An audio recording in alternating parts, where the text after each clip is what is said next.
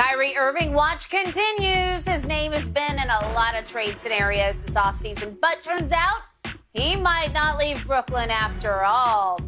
The All-Star point guard reportedly okay with being a net with or without his running mate Kevin Durant after opting into the final year of his deal. Shannon, break this down for us. Does this mean he will not be an LA Laker? No, the issue is not whether or not Kyrie wants to be a net. I believe the Nets are tired of Kyrie's bull jive and no longer want him to be a net, Skip. And what we're seeing here is that we've seen this now, Skip. James Harden says, I'm tired of Kyrie's bull jive. Kevin Durant seemingly has said, I'm tired of Kyrie's bull jive.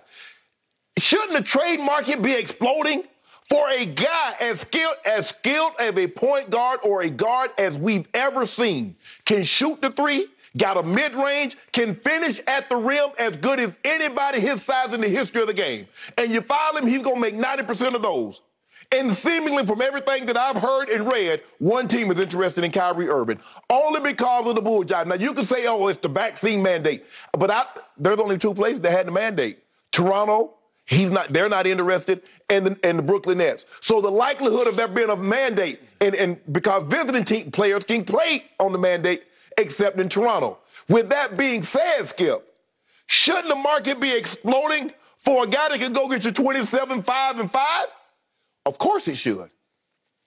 But hold on, there's a recurring theme going on here. In Cleveland, the guy was winning championships, competing for titles every single year, and he was unhappy.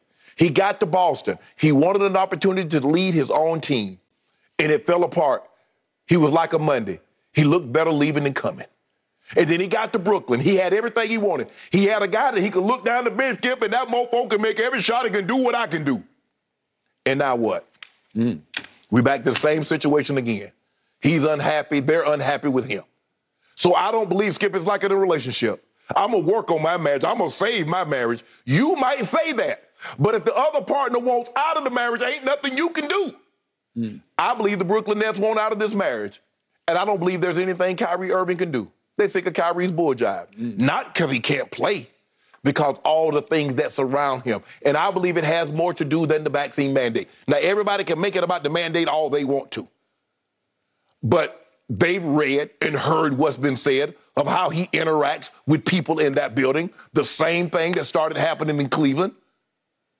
I don't know what transpired in Boston, but I don't think they were very, very disappointed in Kyrie Irving leaving. So that's the problem that they have, Skip. He's immensely talented. And maybe he has learned his lesson. But damn, I would like to think they say the third time's a charm. Maybe it's the fourth time that's a charm. If he were to go somewhere else, which I do believe he's going to do. And I believe it's going to be the Lakers because from all indication that I've heard from Brian Windhorst and Shams and Woj and everybody else reported, hell, only one team wants it. And when only one team wants you, Skip, I'm going to try to extrapolate as much as I possibly can. They're like, okay, we take Kyrie, we give you Kyrie, and we'll take Russ up off your hands, but we want 2 of those first-round picks. And the Lakers say, we give you 1. They say, nope, we want 2. Well, we'll take it somewhere else. Let them give you 2.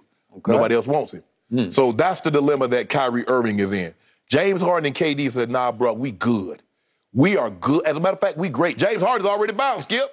He just got there. Skip, the man was there a year. The man was there 1 year. Turned down a $105 million extension that would have paid him $54, $55, $52, $53 million a year. He turned that down in Houston to go to Brooklyn. And within a year, he said, I'm done. KD got 4 years, $194, $198 million on the contract. He says, I'm good. Bron said, we take it, though, because Bron said, I know how to work with him. I told you about Bron, put him on that couch, talk to him a little bit. Hey, guy. Kind of like LeBron and Russ. No, ain't no talking to Russ. Kind of like LeBron and Russ. LeBron worked miracles with Russell Westbrook. I've never seen anything like it before.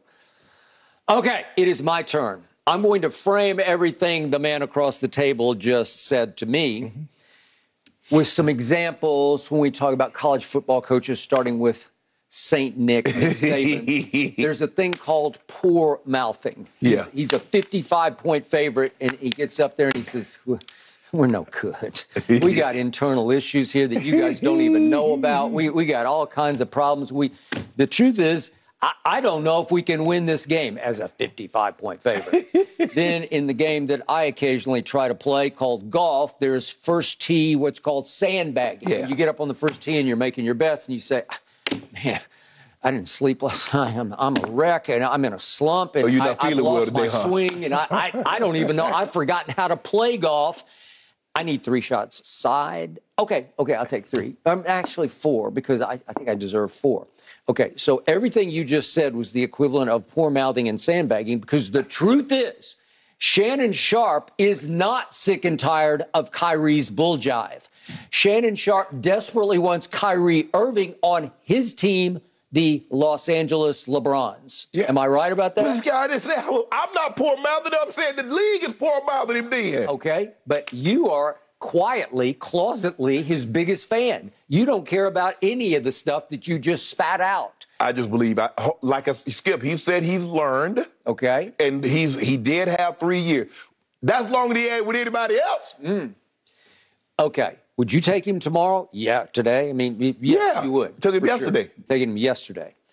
All right. Here is the new plot twist. And every day we get a new plot twist to the point that I'm never sure what to believe.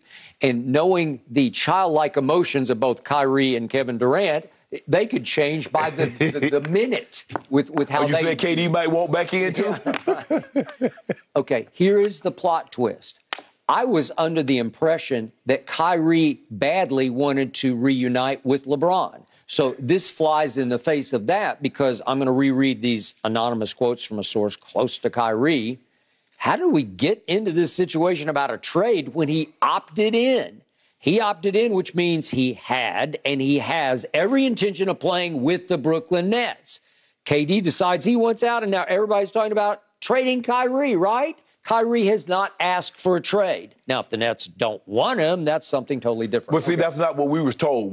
Kyrie wanted a max contract. And if he was unwilling to get that max contract, he could potentially be looking to be traded. Now, maybe he never said that, but he gave every indication that he wanted a max contract. Brooklyn was very clear from the beginning. We ain't giving you no max contract. So there's that. So what happens, Skip, when you don't get the max contract? What does everybody say? Well, ship me out. DeAndre Ayton didn't get the max contract. What did he want, Skip? Guys that don't get the max contract, when they feel they're deserving of the max contract, from all things that I've seen, the max contract has been in existence, is want to move. So you don't think I'm a max player? Max dollars. This is what you think of me? Okay, well, let me go somewhere else where I can get the max dollars. I do believe Kyrie Irving wants to be. But, Skip, it's a slap in your face. When you're looking around and you as skilled as Kyrie, and one team, you mean to tell me all y'all teams, none of these teams want me? No, because of your behavior off the court. They know you're skilled. They know you're skilled. They watched it. Like you said, the tape, you try to get somebody, you try to fool somebody to take a rust when they see all the footage. Yeah. Well, they've seen all the footage, Kyrie, but it's the behind the scenes. Hey, in game 1 of the 4-game sweep that they suffered, but in game 1 in the fourth quarter, you remember? Yeah. He scored 18? Yeah. 18 39. points? Hey,